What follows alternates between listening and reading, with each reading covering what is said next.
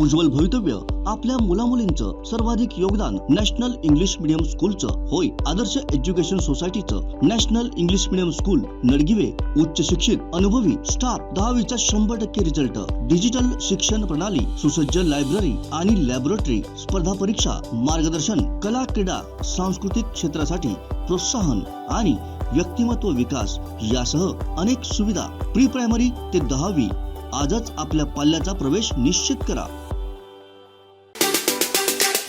आज आम्ही सगळ्यांनी एक निर्णय घेऊन हे जे काही सरकार आहे शिंदे फडणवीस साहेबांचं सरकार, म्हणजे शिवसेना, शिंदे आणि भाजप त्या सरकारमध्ये राष्ट्रवादी काँग्रेस पक्ष आणि त्याचे आम्ही बहुसंख्य जवळपास आमदार पक्ष, सगळा पक्ष असा आम्ही त्याच्यामध्ये जायचा निर्णय घेतला मंत्री सरकारमध्ये।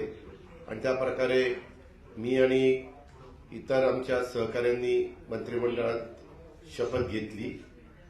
आज राज्यपाल महोदयांनी आम्हाला शपथ दिली।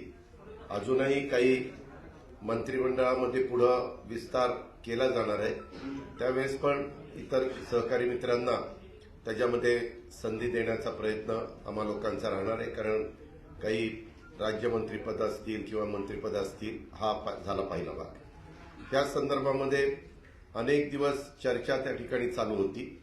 ती चर्चा चालू असताना वरिष्ठ पातळीवरच्या आम्ही सगळेजण एकत्र बसायचो। सध्या देश पातळीवरची जी काही राजकीय परिस्थिती आहे, राज्याची जी काही परिस्थिती आहे आणि या सगळ्याचा विचार करता आपण विकासाला महत्व दिलं गेलं पाहिजे असं माझं आणि आमच्या सगळ्या सहकाऱ्यांचं स्पष्ट मत त्या ठिकाणी आलं। आणि त्याच्यातून देशाचे पंतप्रधान नरेंद्र मोदी साहेब यांच्या नेतृत्वाखाली गेले 9 वर्ष जो काही कारभार चाललेला आहे, त्या कारभाराच्या निमित्तानं जर आपण बघितलं तर अतिशय मजबूतीनं देशाला पुढे नेण्याचा प्रयत्न हे मोदी साहेब त्या ठिकाणी करतायत। आणि असा प्रयत्न करत असताना आज आपण पण त्या बाबीला पाठिंबा दिला पाहिजे।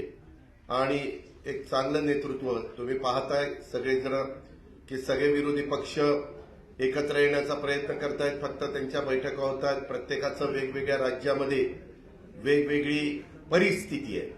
म्हणजे तुम्ही कुठलंही राज्य बघितलं तर तिथं कुठं काँग्रेस आणि ममता बॅनर्जींचा पक्ष तृणमूल काँग्रेस, कुठं केजरीवाल साहेब त्यांचं आप पार्टी विरुद्ध काँग्रेस, पंजाबमध्ये देखील तसंच, असं अनेक ठिकाणी वेगवेगळे प्रश्न त्याच्यामध्ये आहेत।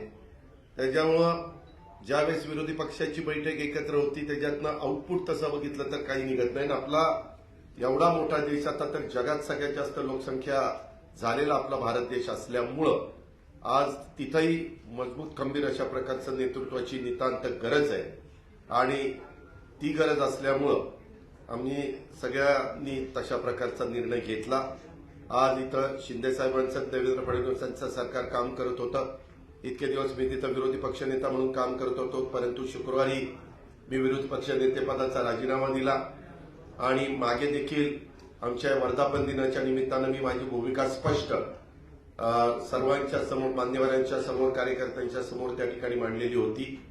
आजपर्यंत आम्ही सगळ्यांनी, भुजबळ साहेबांनी राष्ट्रवादीची स्थापना ज्या वेळेस झाली त्यावेळेस 10ला तेच तिथं राहत होते, तिथंच पक्षाची स्थापना झाली। आणि गेली 24 वर्ष वेगवेगळ्या पद्धतीनं तो पक्ष वाढण्याच्या करता प्रफुल्लभाई पटेल साहेब असतील किंवा भुजबळ साहेब असतील किंवा सगळेच जण असतील, सगळ्यांनीच आदरणीय पवार साहेबांच्या मार्गदर्शनाखाली काम केलं। इथपर्यंतचा पक्ष इथपर्यंत पोहोचलेला आहे। इथून पुढच्या काळामध्ये तरुणांना संधी देणं गरजेचं आहे। त्याच्या संदर्भामध्ये वेगवेगळ्या आपले रिजन आहेत, त्या रिजनमध्ये देखील नवीन कार्यकर्ते पुढे आणले गेले पाहिजेत। तशा प्रकारचा प्रयत्न आम्हा सगळ्यांचा राहणार आहे। आणि मी मागे 2.5 वर्ष सरकारमध्ये काम करत असताना भुजबळ साहेब त्याच्यात होते, बाकीचे मान्यवर होते। आम्ही सगळ्यांनीच डेव्हलपमेंट, म्हणजे त्यावेळेस करोना होता तरी डेव्हलपमेंट हा एकमेव विचार करून त्याच्यामध्ये पुढे जाण्याचा प्रयत्न केला। काही जण आता वेगवेगळी टीका टिप्पणी करणार, आम्हाला टीका टिप्पणीला फार उत्तर देण्याचं कारण नाही। तुम्हाला सगळ्यांना माहिती आहे, आपण कामाशी मतलब ठेवत असतो. महाराष्ट्र राज्याचा सर्वांगीण विकास करणं, त्याच्यामध्ये मोठ्या प्रमाणावर केंद्रीय निधी महाराष्ट्राला कसा मिळेल तो त्या ठिकाणी पाहणं आणि महाराष्ट्रातली जनता समाधानी कशी राहील त्याच्यामध्ये सगळा घटक आला. त्या घटकाला मदत करण्याच्या करता आम्ही अशा प्रकारचा निर्णय घेतला आणि हा निर्णय घेतला असताना जवळपास बहुतेक आमदारांना तो निर्णय मान्य आहे, लोकप्रतिनिधींना मान्य आहे, पक्ष सगळा आमच्या बरोबरच आहे आणि उद्याच्या काळामध्ये राष्ट्रवादी काँग्रेस पक्ष म्हणूनच आम्ही या सरकारमध्ये सामील झालो. पुढे पण तशाच पद्धतीनं कुठल्याही निवडणुका असतील, जिल्हा परिषद असतील, तालुका पंचायत असतील, महानगरपालिका, नगरपालिका, आमदारकी, खासदारकी, तशाच प्रकारे जे काही पक्षाचं चिन्ह आहे, पक्षाचं नाव आहे, त्याच नावाखाली, चिन्हाखाली आम्ही सगळेजण निवडणुका लढवणार आणि त्याच्यातून पक्ष अधिक बळकट करण्याचा प्रयत्न, पक्ष वाढवण्याचा प्रयत्न हा आम्ही त्या निमित्तानं करणार आहोत. आणि त्याकरता आम्ही आज मंत्रिमंडळामध्ये समावेश झालेलो आहोत. दुसरं तुम्हाला माहिती असेल, मधी नागालँडला पण निवडणुका झालेल्या होत्या. तिथेही पक्षाचे 7 आमदार निवडून आलेले होते.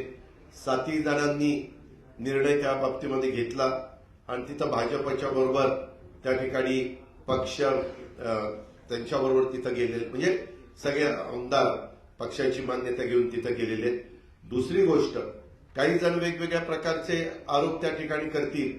वास्तविक आम्ही 3.5 वर्षापूर्वी जो निर्णय घेतलेला होता, त्याही वेळेस शिवसेना, काँग्रेस आणि राष्ट्रवादी काँग्रेस असं तिघांचं सरकार होतं. उद्धव ठाकरे साहेबांच्या नेतृत्वाखाली आम्ही सगळ्यांनी काम केलं.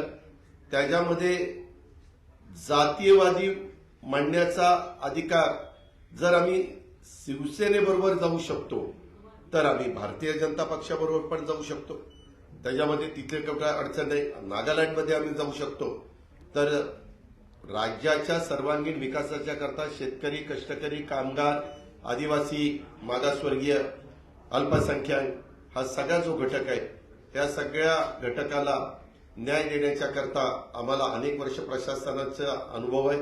त्या अनुभवाचा कसा फायदा आपल्याला करून देता येईल, आमच्याकडे जी डिपार्टमेंट येतील, आज किंवा उद्या मुख्यमंत्री महोदयांचा तो अधिकार असतो, ती डिपार्टमेंट घेतल्यानंतर ताबडतोब आम्ही त्या कामाला झोकून देणार आणि ते काम करत असताना पक्षवाढीच्या करता देखील आम्ही आमचं सर्वस्व त्या ठिकाणी पणाला लावणार आणि पक्ष अधिक मजबूतीनं पुढे नेण्याचा प्रयत्न करणार.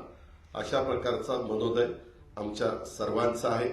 आज काही जण पोहोचू शकले नाहीत, काही परदेशात आहेत, परंतु त्यांच्याशी पण मी फोनवर संपर्क साधला. विशेषतः मी लोकप्रतिनिधींच्या बाबतीमध्ये बोलतोय, त्यांच्याशी पण संपर्क त्या ठिकाणी साधला.